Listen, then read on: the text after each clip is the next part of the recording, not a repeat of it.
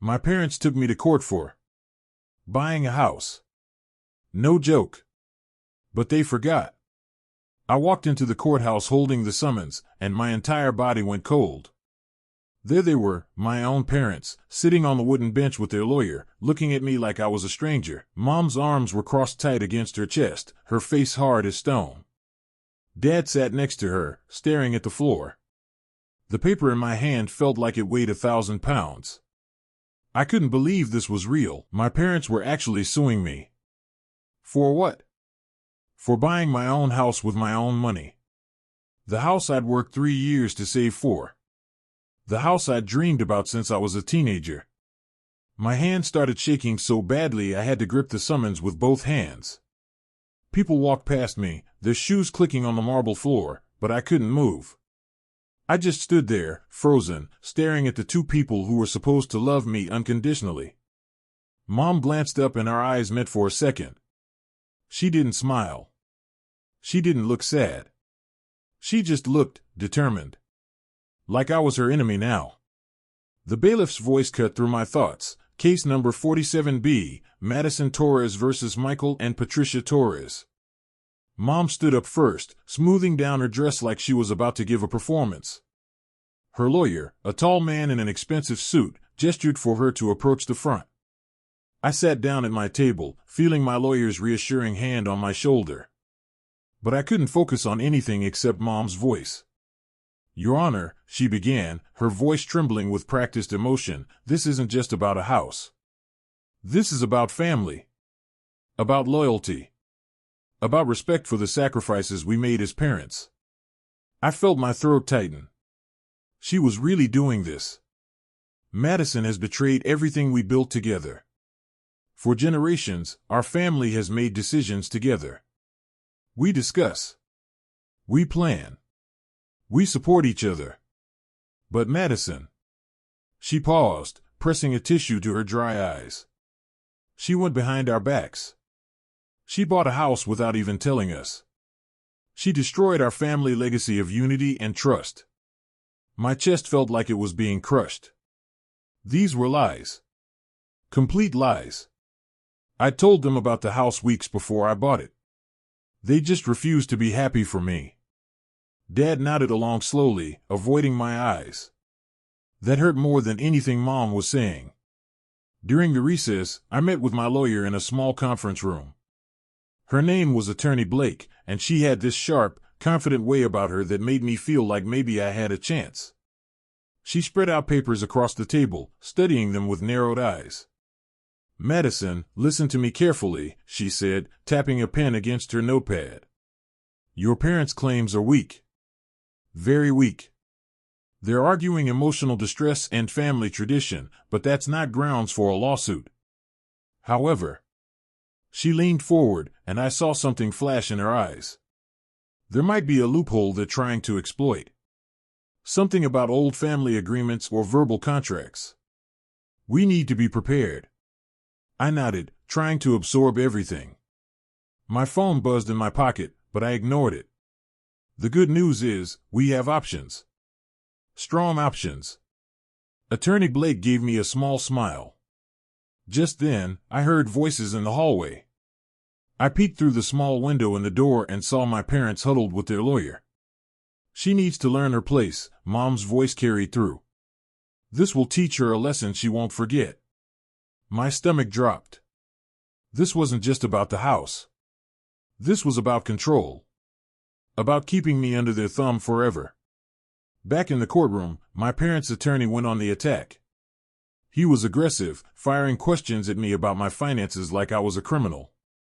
Miss Torres, isn't it true that your parents helped you with college? He asked, his voice sharp. Yes, but I paid them back and didn't they co-sign your first car loan? Yes, but that was years ago and so you've taken their help repeatedly, but now you refuse to consult them on major life decisions? His words twisted everything, making my independence look like betrayal. I felt cornered, trapped, like the walls were closing in. But something inside me was changing. With each accusation, I felt my spine straighten a little more. I wasn't wrong. I'd done nothing wrong. I'm 27 years old, I said clearly. I have every right to buy my own house. The attorney smirked. We'll see what the judge thinks about that. Then he dropped a bombshell. Your Honor, we'd like to submit evidence of the original purchase agreement. However, we've discovered that a key document is missing from Miss Torres's files. A document that proves she agreed to family consultation before major purchases. My heart stopped. What document? There was no such document. I'd never agreed to anything like that. Attorney Blake stood up immediately. Objection, Your Honor. We've received no prior notice of this alleged document. That evening, something unexpected happened. Mrs. Hartley, my elderly neighbor who lived 2 doors down, showed up at my apartment. She was a sweet woman, probably in her 70s, who always waved when I came home from work. I'd helped her with groceries a few times and fixed her fence last summer. Madison, dear, she said, holding an envelope. I heard about your court case. The whole neighborhood's talking. My cheeks burned with embarrassment. I want to help you. I saw you working so hard on that house, painting the fence, planting flowers. You did everything yourself. She handed me the envelope. Inside was a notarized letter, officially witnessed and stamped. It stated clearly that she'd observed me purchasing and improving the house entirely on my own, with no financial help from anyone. This should help prove the house is yours, she said kindly. I hugged her, tears streaming down my face. Thank you. Thank you so much. The next morning, I rushed to the courthouse early, clutching the letter like it was made of gold. But when I walked in, I saw Mom standing by the evidence desk, talking to the clerk. My stomach sank. As I approached, Mom turned and I saw her slide something into her purse. Something that looked exactly like Mrs. Hartley's envelope. Good morning, Madison, she said coldly, walking past me. No. No, she didn't. She couldn't have. I couldn't focus on anything after the hearing that day. I drove to my parents' house, my childhood home, and found Dad in the garage, organizing his tools like he always did when he was avoiding something.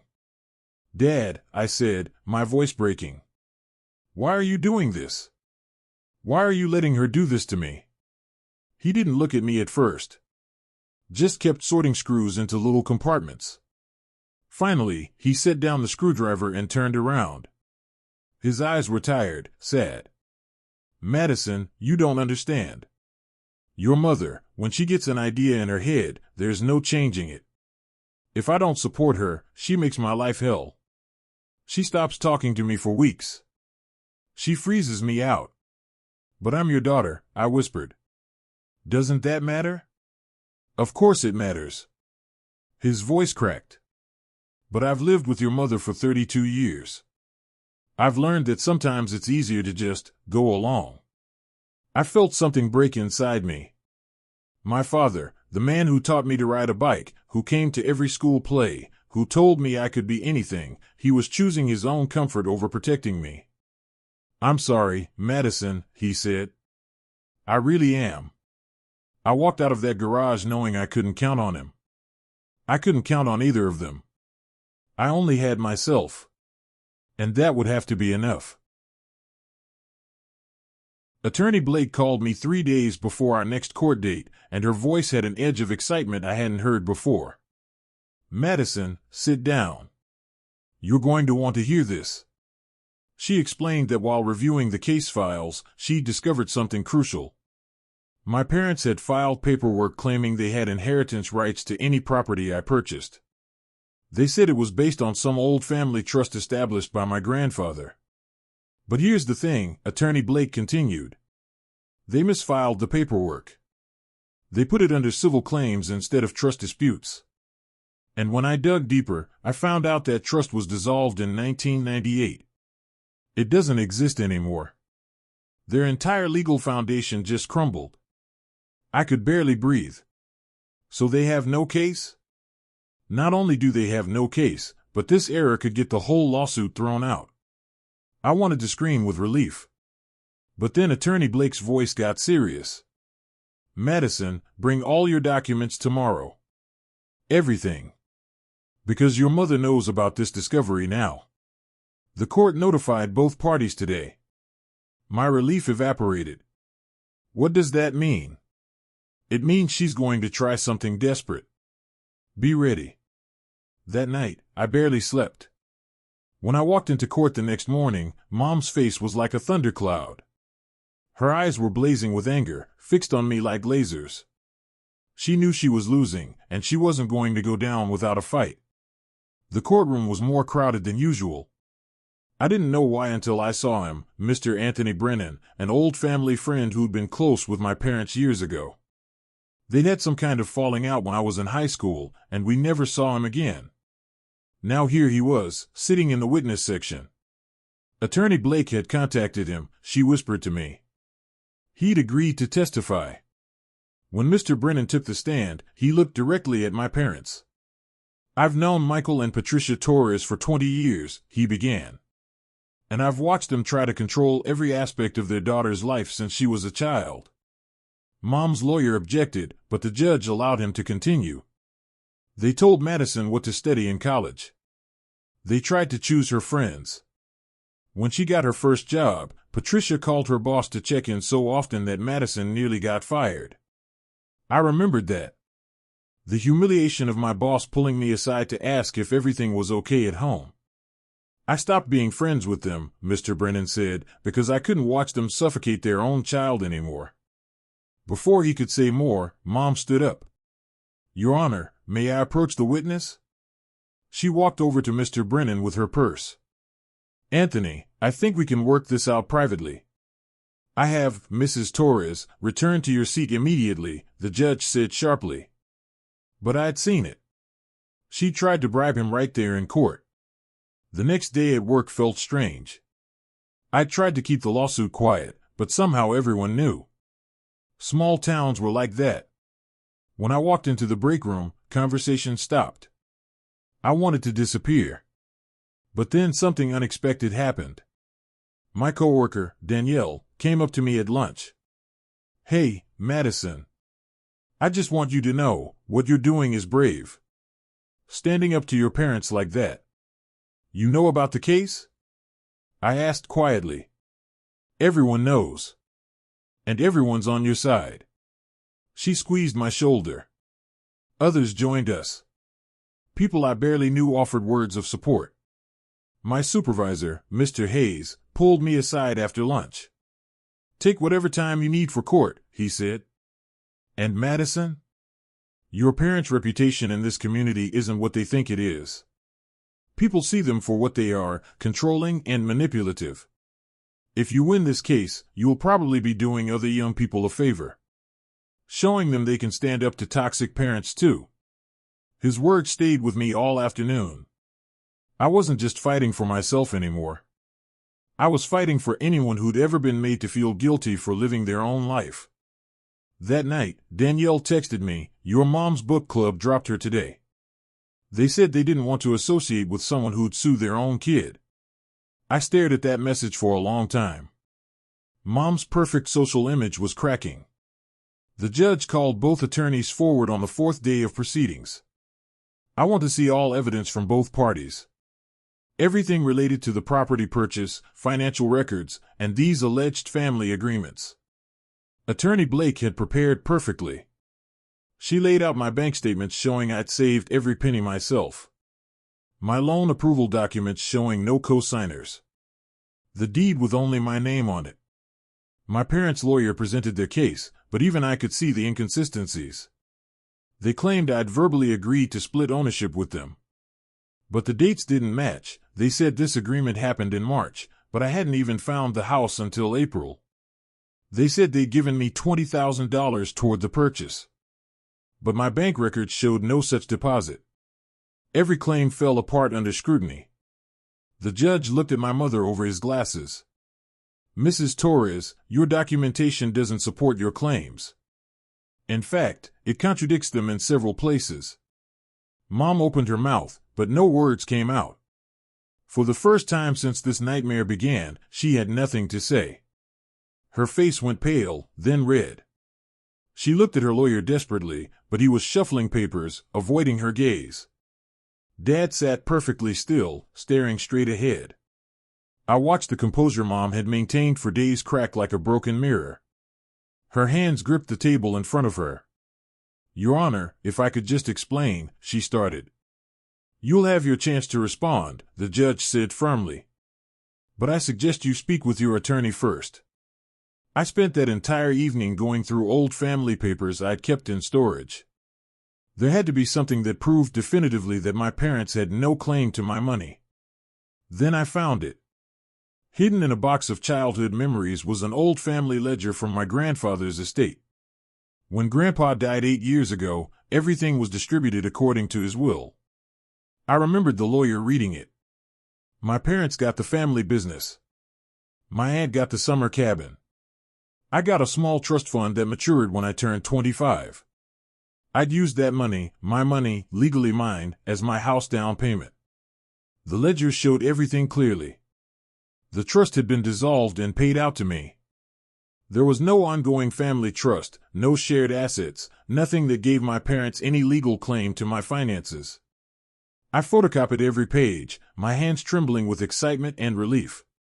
This was it. This was the proof that would end everything. The next morning, I handed the copies to Attorney Blake. She studied them, then looked up at me with a huge smile.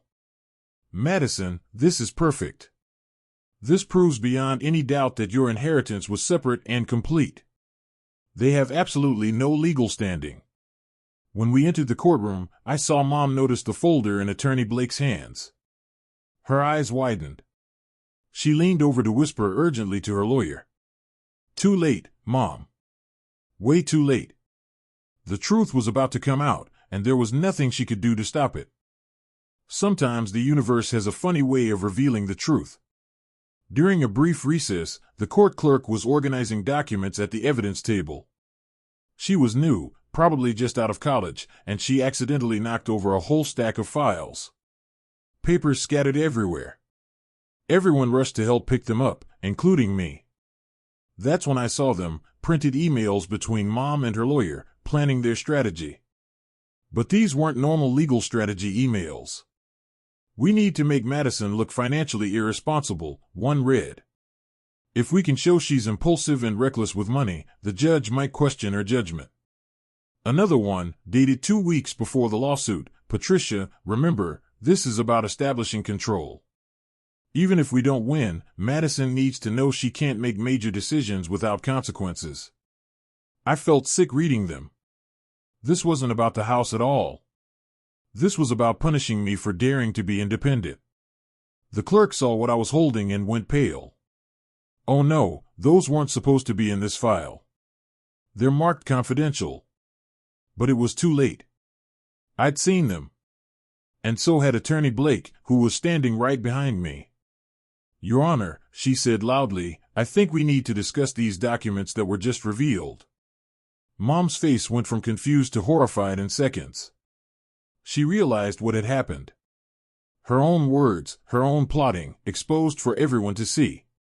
The judge read through the emails carefully, his expression getting harder with each page. "Mrs. Torres," he said slowly, "would you like to explain these communications?" That evening, my phone rang with an unknown number. I almost didn't answer, but something made me pick up. "Madison? It's your Uncle Carlos." I hadn't heard from Dad's brother in years. They'd had some kind of fight about money after Grandpa died. "Your cousin told me about the lawsuit. Madison, I have to tell you something." He sounded nervous, like he was breaking confidence. "A month before your parents filed that lawsuit, your mother called me. She wanted to know if I thought they had any legal right to your house. I told her absolutely not. I said it was crazy to even think about suing you, that it would destroy your relationship forever." My heart pounded. She didn't care. She said you needed to be taught respect. That you'd become too independent and needed to remember where you came from. Uncle Carlos paused. "Madison, there's something else. Something your parents have been hiding for years." "What?" "They're in serious debt. They refinanced their house 3 times. The business is barely hanging on. They're drowning, and they were hoping to use your house as collateral somehow, or force you to sell it and give them the money. Everything clicked into place. This was never about family tradition or legacy or respect. It was about money. They were desperate, and they saw my success as their lifeline. There's more, Uncle Carlos said quietly. But I think you should ask them yourself. About the bankruptcy filing from 2 years ago. The bankruptcy information hit me like a truck. I spent the entire night researching, finding public records that confirmed what Uncle Carlos had told me. My parents had filed for Chapter 13 bankruptcy 2 years ago. They were on a payment plan, struggling to keep their house and business afloat. They'd hidden it from everyone, maintaining their perfect image while drowning in debt. Now their plan made sickening sense. If they could prove some legal claim to my house, they could use it as an asset. They could borrow against it. They could even force me to sell it and split the money with them. They didn't see me as their daughter. They saw me as a financial resource to exploit. When I presented this information to Attorney Blake, her jaw dropped. This changes everything. This proves the motive. They're not suing you out of hurt feelings or family tradition. They're suing you because they're desperate for money. In court the next day, Attorney Blake dropped the bombshell. Your Honor, we've discovered that the plaintiffs filed for bankruptcy 2 years ago and are currently in significant financial distress. Mom's lawyer jumped up. Objection. This is irrelevant to, it's extremely relevant, Attorney Blake cut him off. It proves that this lawsuit is not about family values, as the plaintiffs claim. It's about money. They want access to my client's assets to solve their own financial problems. The judge looked at my parents with new eyes. Dad had his head down, ashamed. But Mom stared straight ahead, her jaw clenched, refusing to show any emotion. I'd say that's quite relevant, the judge said. Continue, Attorney Blake. The next morning, I submitted my final pieces of evidence, my loan documents showing the house was financed entirely in my name, my bank records showing I'd never received money from my parents, and the deed proving sole ownership. Attorney Blake presented everything with sharp precision, demolishing every single claim my parents had made. Their lawyer looked defeated. He kept glancing at his notes, trying to find something, anything, to argue. But there was nothing. The facts were clear and undeniable. The house was mine. I bought it. I'd paid for it. I owned it. Your Honor, Attorney Blake concluded, the evidence speaks for itself. Miss Torres purchased this property legally and independently. Her parents have no claim, legal or otherwise, to her home. Mom's lawyer made one last attempt. He stood up slowly, adjusting his tie. While the financial evidence may be clear, there's still the matter of family obligation and emotional damages. Mrs. Torres suffered significant emotional distress when her daughter made this purchase without consultation. Before the judge could respond, Mom leaned over and whispered something to her lawyer. His eyes widened slightly, and I saw him shake his head no. But Mom insisted. Your Honor, the lawyer said, sounding uncomfortable, Mrs. Torres would like to remind the court about certain family mistakes that Miss Torres made in the past. Things that could be publicly revealed if necessary. It was a threat. A blatant threat to humiliate me in court if I didn't back down. My hands went cold. Attorney Blake stood up instantly. Is counsel seriously threatening to blackmail? Mom stood up then, ignoring her lawyer's attempts to stop her. She turned to address the entire courtroom, her voice heavy with fake emotion. Your Honor, you don't understand what we sacrificed for Madison. You don't know how much we gave up. She painted a picture of devoted parents who'd worked multiple jobs, who'd given up their dreams, who'd poured everything into raising me. Some of it was true, they had worked hard. But she twisted it, making every normal parenting decision sound like a monumental sacrifice that deserved eternal gratitude. We chose her over our own happiness, Mom continued, and I saw actual tears forming in her eyes. She was good at this. We stayed in a town we hated because the schools were better for Madison. We drove old cars so she could have new clothes. We canceled vacations so she could go to summer camp. She looked directly at me. And this is how she repays us? By cutting us out of the biggest decision of her life? By treating us like we're nothing? I felt the old guilt creeping in, the same guilt she'd used to control me my entire life. But then I remembered the emails. The bankruptcy. The lies. I stood up, and my voice was steady. You're right, Mom. You did sacrifice. But that's what parents do. That's called raising a child. It doesn't mean you own me forever. It doesn't give you the right to control my adult life or my money. The courtroom went silent. Even Mom seemed shocked that I'd spoken up. I'm grateful for everything you did. But I've repaid every debt. I owe you my love and respect, but I don't owe you my freedom. The judge was watching us carefully, and I saw something in his expression shift. Understanding, maybe. Or respect. Just when I thought the surprises were over, my cousin Tyler walked into the courtroom. Tyler was Mom's nephew, and growing up, they'd been close. She used to brag about him constantly. He was wearing a nice suit, looking professional and serious. Your Honor, I'd like to testify on behalf of Madison Torres, he said. Mom's face went white. Her lawyer immediately objected, but the judge allowed it. Tyler took the stand and looked directly at my mother. Aunt Patricia, I'm sorry, but I can't stay silent anymore. Last Christmas, you told the whole family that Madison had bought her house with money she'd borrowed from you. You said she was ungrateful and refused to pay you back. I remembered that Christmas. I hadn't gone because Mom said I wasn't welcome. Now I know why. You told everyone she was financially irresponsible, that she'd maxed out credit cards and was hiding debt. You tried to turn the whole family against her. Tyler pulled out his phone and showed the judge screenshots of family group chats.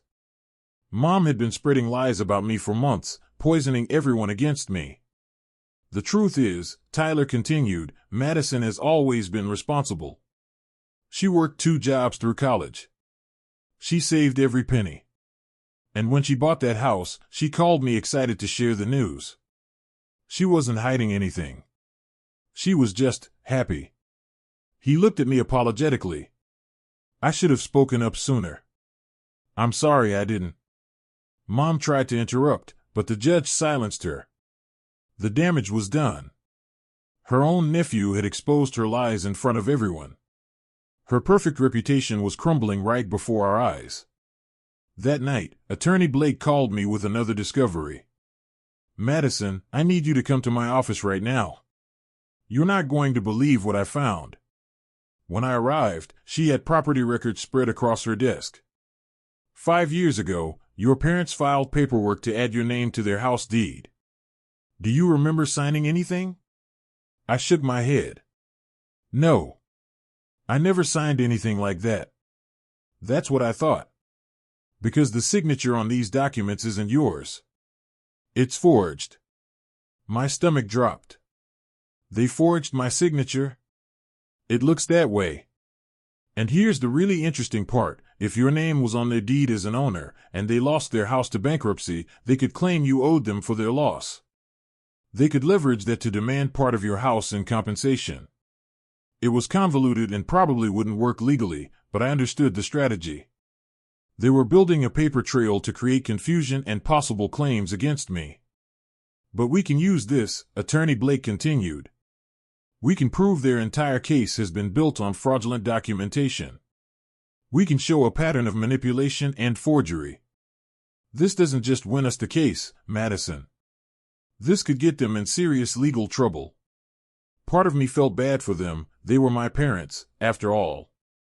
But a bigger part of me felt relieved. This nightmare could finally end. We present this tomorrow, Attorney Blake said. And then this whole thing is over. I drove home that night feeling lighter than I had in months.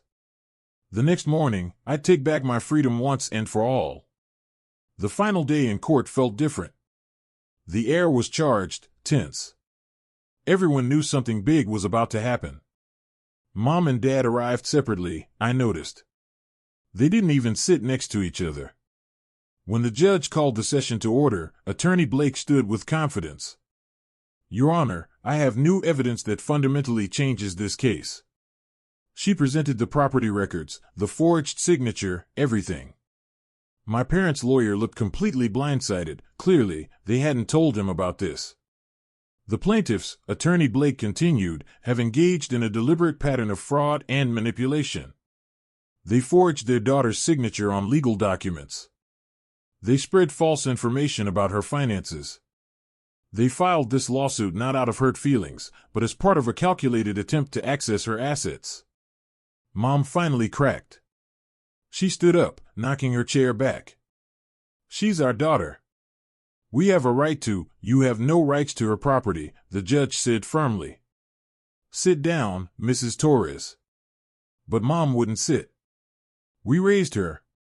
We fed her, clothed her, paid for her education. She owes us. I paid back every penny for college, I said, standing up. I've been financially independent since I was 23. You have no claim to anything I own.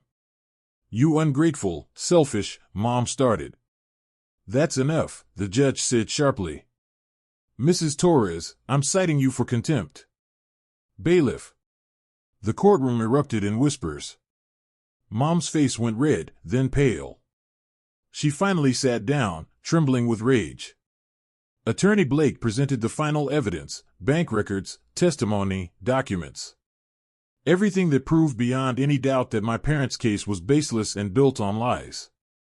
There was nothing left for them to say. When the judge asked if I wanted to make a statement, I stood on shaking legs. My mouth was dry, but I knew I needed to say this. Not for the court, but for myself. Your Honor, I'd like to speak directly to my parents. I turned to face them. Mom wouldn't look at me, but Dad finally met my eyes. Mom, Dad. I loved you. I still love you, even after everything you've done. But you've spent my entire life trying to control me. When I was 10, you chose my friends. When I was 15, you picked my classes.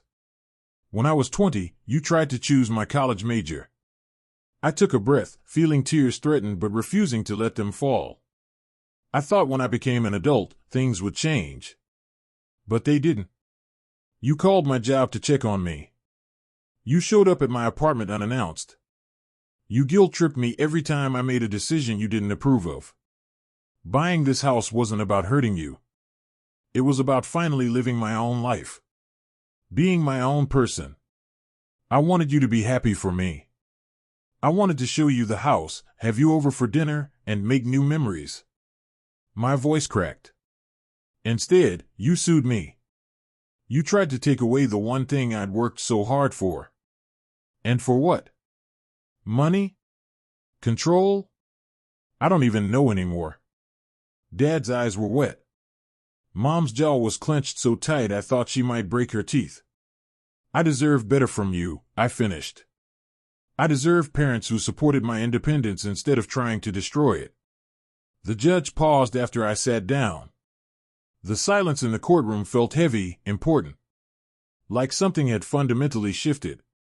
Mom's lawyer made one last desperate attempt to salvage the case. Your Honor, we have a surprise witness, a financial advisor who worked with the Torres family. The advisor, a middle-aged man in a wrinkled suit, took the stand. He looked nervous. Can you describe your professional relationship with Patricia and Michael Torres? The lawyer asked. I helped them with financial planning, he said. And did they discuss their daughter Madison's home purchase with you? Yes, they asked me if they had any legal claim to the property. Here it comes, I thought. The lie that would try to justify their case. But then the advisor said something unexpected. I told them no. Absolutely not. Madison Torres is an adult who purchased property in her own name with her own funds. They have zero legal claim. Mom's lawyer looked like he'd been slapped. But, didn't they discuss family investment in? No, the advisor cut him off. In fact, I have notes from that meeting. Mrs. Torres specifically asked if they could create a claim by filing certain paperwork after the fact. I strongly advised against it and explained that it would constitute fraud. The courtroom erupted. Mom stood up again, looking at the advisor with pure betrayal. You were supposed to help us. She'd expected him to lie for her. He'd been meant to be her secret weapon, but instead, he'd told the truth. I'm sorry, Mrs. Torres, he said quietly. But I won't commit perjury for anyone. Her last card had been played, and it had blown up in her face. Attorney Blake gave me a small smile. We didn't even need to say anything. We'd won. The judge didn't need to deliberate long. He organized his papers, looked at both parties, and began. I've reviewed all the evidence presented in this case, and I've heard testimony from multiple witnesses. My ruling is as follows. The courtroom was so quiet I could hear my own heartbeat. Madison Torres purchased the property in question with her own funds, established through her own employment, with no financial contribution from the plaintiffs. The documentation is clear and undisputed. The plaintiffs' claims of verbal agreements and family tradition have no legal standing and are contradicted by the evidence. He looked directly at my parents. Furthermore, I find that this lawsuit was filed in bad faith. The plaintiffs have engaged in manipulation, spread false information, and potentially committed fraud through forged documents. Therefore, I rule completely in favor of the defendant, Madison Torres. Relief flooded through me so strong I almost couldn't breathe. The house belongs solely to Miss Torres. The plaintiffs have no claim to it whatsoever. Additionally, Miss Torres is awarded legal fees, and I'm recommending the district attorney review the forged documents for possible criminal charges. Mom made one last attempt, standing up with tears streaming down her face. Your Honor, please. She's my daughter. Can't we work something out? I just want what's best for her. What you want, the judge interrupted, is control. And that's not the same thing. Your daughter is an adult with the legal right to make her own decisions. This case is dismissed with prejudice, meaning it cannot be filed again. He banged his gavel, and it was over. Just like that. I'd won. News of the ruling spread through town faster than I could have imagined. By that evening, my phone was exploding with messages of support. But more interesting were the messages I wasn't getting, people telling me about conversations happening in the community.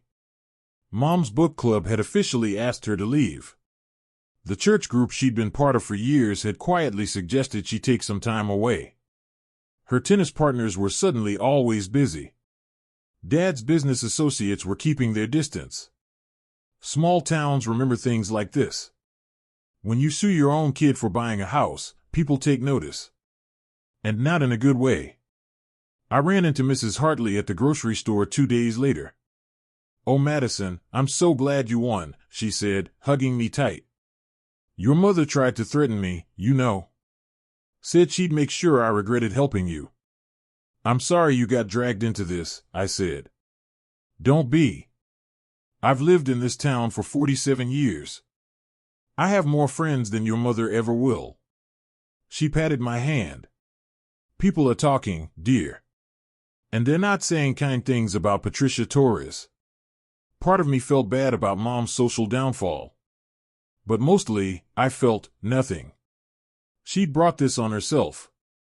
She'd chosen to make this public and dramatic. Now she was facing the consequences. That weekend, I saw Dad at the hardware store. He looked tired, older somehow. We made eye contact across the aisle. He opened his mouth like he wanted to say something, then just shook his head and walked away. I think he was starting to regret everything. Maybe too late, but at least it was something. The day after the final ruling, I drove to my house that was legally, undeniably, completely mine. I stood on the front porch, key in hand, and just breathed. The morning sun hit the windows just right, making them sparkle. The garden I'd planted was blooming. The paint color I'd chosen, a soft blue-gray that Mom said was too bold, looked perfect. I unlocked the door and walked through each room slowly. The living room where I'd planned to host friends. The kitchen where I'd learned to cook from YouTube videos. The small office where I did my work. The bedroom with the view of the backyard. Every inch of this place was mine. Not because my parents gave it to me. Not because anyone helped me. Because I'd earned it. I'd worked for it. I'd saved for it. I'd fought for it. I sat on the floor of my empty living room and cried. Not sad tears, release tears. Relief tears. Freedom tears. My phone buzzed with a text from Attorney Blake. You did it, Madison. You stood up for yourself, and you won. That takes incredible courage. Enjoy your victory. That evening, I invited a few people over, Danielle from work, Tyler, Mrs. Hartley, Uncle Carlos. We sat on the porch with cheap wine and pizza, watching the sunset. To Madison, Tyler raised his glass. For teaching us all that it's okay to stand up to toxic family members. To independence, Danielle added. To freedom, I said quietly. And for the first time in months, maybe years, I felt truly free. No guilt. No manipulation. No control. Just me, in my house, surrounded by people who actually supported me. This was what winning felt like. 2 months later, I hosted my first real housewarming party. The house was furnished now, second-hand finds and clearance items, but everything was mine and I loved all of it. Friends from work came. Neighbors came. Uncle Carlos brought his family. Tyler came with his girlfriend. Mrs. Hartley arrived with homemade cookies. People toured the house, complimenting my decorating, admiring the garden, asking about my plans for the spare bedroom. As the evening went on, someone looked out the front window and said, Madison, your parents are here. Sure enough, Mom and Dad were standing at the end of my driveway, not approaching, just watching. Mom's arms were crossed. Dad had his hands in his pockets. They looked smaller somehow, less powerful. Should I call the police? Tyler asked. I looked at them standing there, and I felt nothing. No anger, no guilt, no fear. Just a calm, quiet indifference. No, I said. Let them watch. Let them see what they could have been a part of if they'd just been happy for me. I turned back to my friends, to the laughter and warmth inside my house, and closed the curtains. They stood out there for a while longer, then finally left. I didn't watch them go. Inside, surrounded by people who loved and supported me unconditionally, I made a toast. To new beginnings. To choose a family. To live life on your own terms. Everyone cheered. Later, alone in my house after everyone had left, I sat on my couch and looked around. This was my space. My sanctuary. My achievement.